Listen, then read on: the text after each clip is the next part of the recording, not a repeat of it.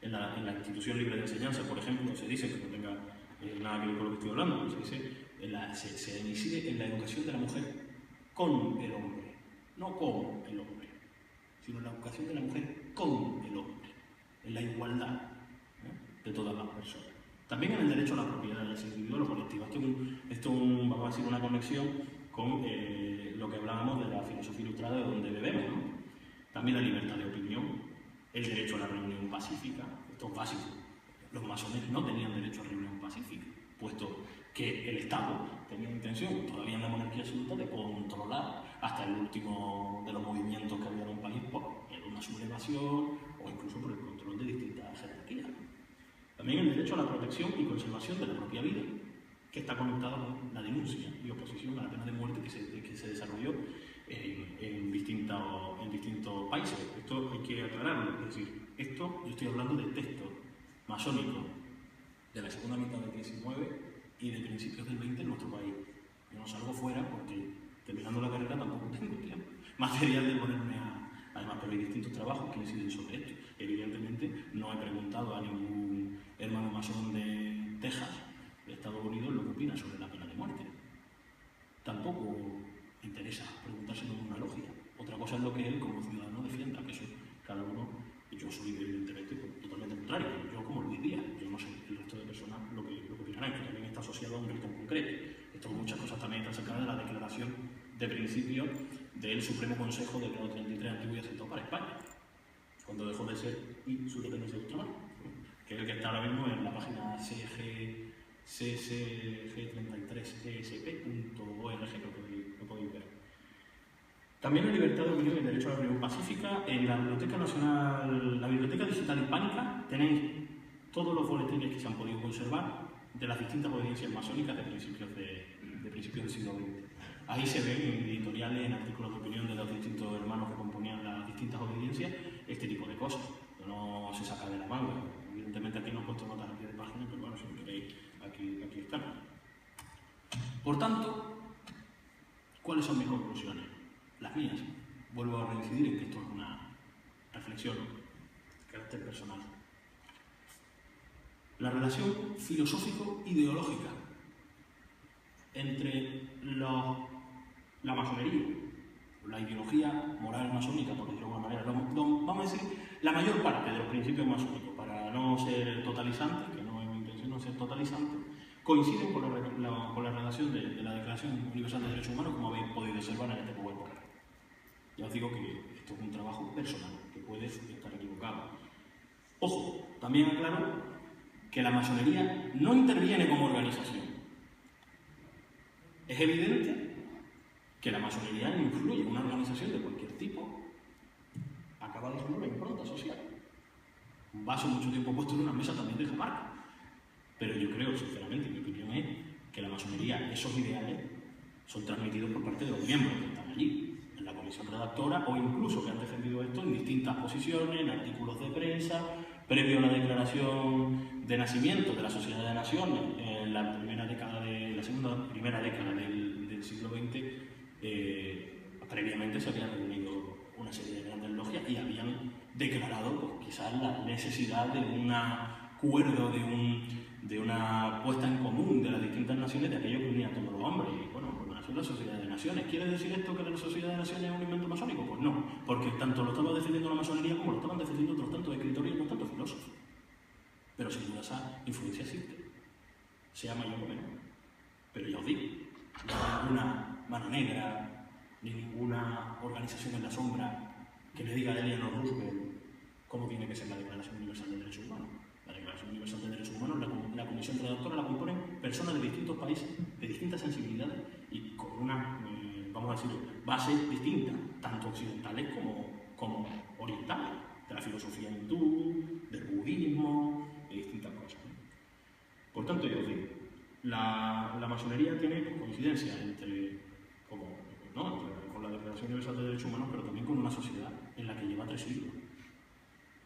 Nadie es ajeno a la masonería, ya sea de forma positiva, de forma negativa o aséptica.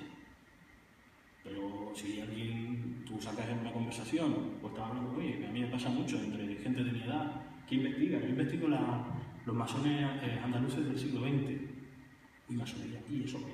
¿Qué te lo pregunto? Muy interesante. Entonces, simplemente estas son mis conclusiones. Espero que os hayan resultado interesantes y sobre todo que aprendamos. Había un vídeo que seguramente no saltará, no vamos a tener suerte. Tampoco vamos a tener suerte. No vamos a tener suerte. Una pena.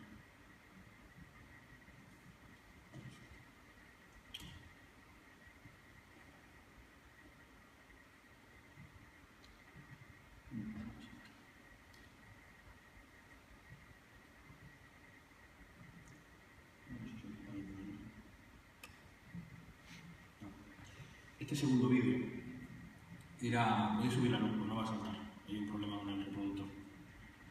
Este segundo vídeo lo puse completo, no le hice ningún corte. Y creo que era el más bonito y el que mejor resumía el espíritu que había en la terminando la primera mitad del siglo XX. Este vídeo era el discurso final del gran dictador de Charles Chaplin, en el que dice: hombres, no os dejéis llevar por esos hombres malos, sed libres, sed felices.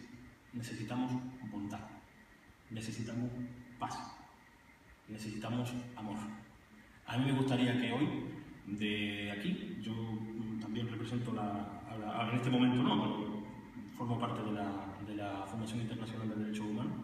Creo que todos deberíamos leernos por lo menos una vez a la semana la Declaración Universal de Derechos Humanos, porque también esa Declaración de Derechos Humanos es nuestra, es de este señor que no conozco de nada, pero también es del vecino que me deja la basura en la puerta y demás, ¿no? Y la defensa de esa influencia que tiene la Declaración Universal de Derechos Humanos sobre Manolo no depende solo de Manolo. Esa defensa depende también de mí como persona.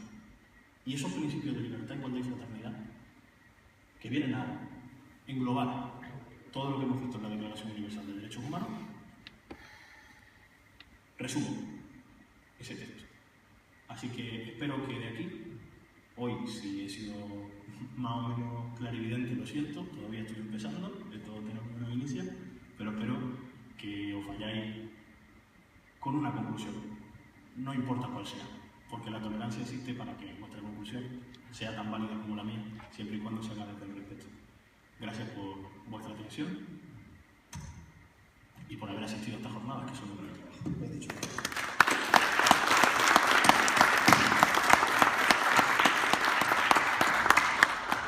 Muchas gracias, Luis.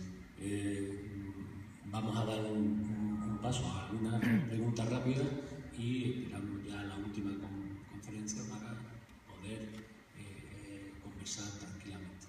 Pero tiene la palabra y puede hacer la pregunta que estimo oportuna. Sí, ahora. Bueno, vale. Después. Bueno, ¿va en relación a los derechos humanos o la masonería en su conjunto? La pregunta. Pues un momentito y le voy a pasar el micrófono para que puedan escucharlo por vosotros. Menos mal que te he pedido un boli.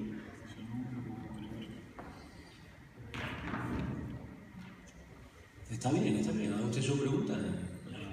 Precisamente esto enriquece a las conferencias. Dígame. Ahora el técnico de sonido no está...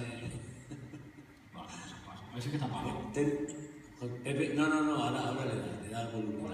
¿Ahora? No, ya mismo.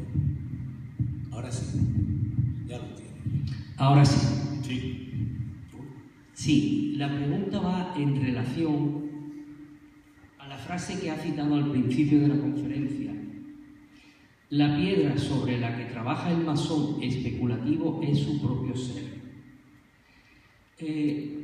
Según mis estudios e investigaciones, existen 5 escuelas de sabiduría, por expresarlo de alguna forma, que son reconocidas por todos, a saber, masonería, Rosacruz, teosofía, yoga y Lucis Trust, o escuela arcana. Todas presentan un camino de conocimiento interior como base del desarrollo del propio ser interno. Al decir esta frase, deduzco que en la masonería sucede lo mismo. Mi pregunta en concreto es: ¿qué peculiaridad tiene la sabiduría masónica peculiar en relación a las otras escuelas de sabiduría y qué ofrece, por ejemplo, para formar parte de la masonería y no de las otras? ¿O es un saber antiguo y propio de la humanidad en su conjunto? Gracias. Sí. Bueno, yo diría, esta opinión es personal. Como masón voy a responder, puesto que no es una pregunta de mi disciplina. La masonería ofrece conexión incluso con todas estas escuelas, según la rama que uno quiera trabajar dentro de la masonería, puesto que como no es dogmática, uno se puede centrar más en unos aspectos o en otros.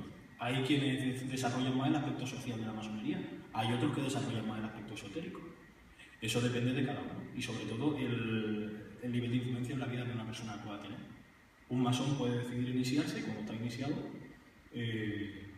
acudir a logia simple y llanamente y tener una reunión al mes con unas personas que considera de una elevadísima categoría intelectual, dentro de la opinión de cada uno, como puede ser el caso de gente, pues sí, o puedes ver el rito y puedes desarrollar esos símbolos que hay en el rito contenido, que por cierto pertenecen a culturas muy distintas y a elementos muy distintos y a leyendas también muy distintas, pero que nunca tienen un carácter dogmático. Es decir, la masonería no funciona como un elemento excluyente.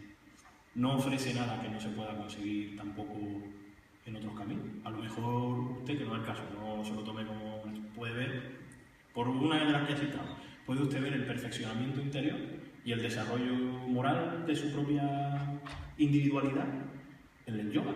Y es tan válido como yo lo veo en la masonería. O quien lo hace a través del Reiki. Es decir, ¿qué ofrece?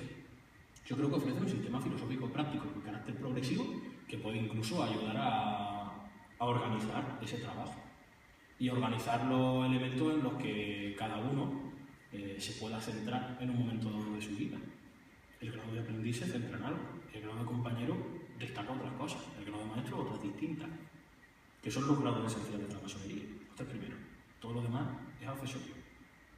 Aprendiz, compañero, maestro, masonería. Todo lo demás es masonería, accesorio.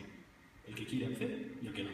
Y el que quiere acceder al correal, el que no quiere acceder a escocés y el que no. No tiene por qué ser tampoco. Yo soy escocista, yo pertenezco a una logia de REA y no tengo por qué irme al capítulo escocés si no me llama la atención. Que ahí también influye mucho esa propia visión interna. Yo creo que lo que ofrece es una gran libertad a nivel espiritual y a nivel moral. Es ese organigrama yo le digo de carácter más organizativo, progresivo que un secreto oculto. Yo creo que una vez hablando con José Ignacio me lo dijo muy clarito. Lo esencial está a la vista. He dicho. Muchas gracias. Vamos a pasar entonces a... Sí. Sergio, por favor.